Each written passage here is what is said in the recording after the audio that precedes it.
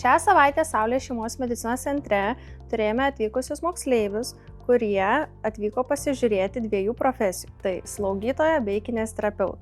Ir aš kaip kineziterapeutė vedžiau jiems savo profesijos mokymus, supažindinau, ką mes veikiam, ką mes atliekam, kaip plačiai mes galime dirbti.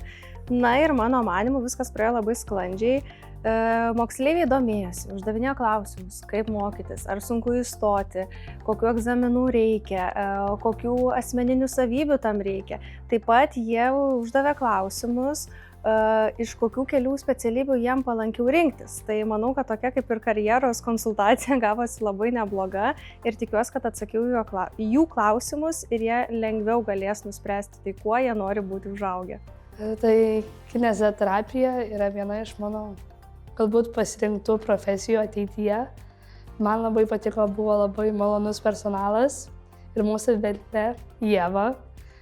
Ir manau, kad kineziterapijos profesijos reikės ateityje dar labai, todėl galvoju pasirinkti šią profesiją.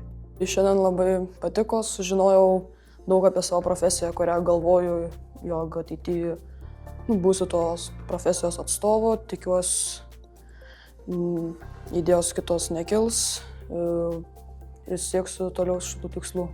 Iš esmės, su laiku tai yra labai išmokstamas darbas, bet suprantu, kad tai gali būti sudėtinga pirmoms slaugytojoms.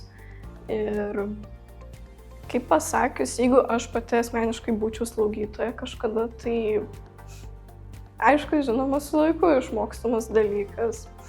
Ir nemanau, kad tai yra sudėtinga, tik tai reikia turėti tam tikrų gabumų, patirties reikia, žinoma, turėti. O dėl pačios profesijos aš iš tikrųjų galvojau, kad bus biški baisiau, tačiau taip nėra.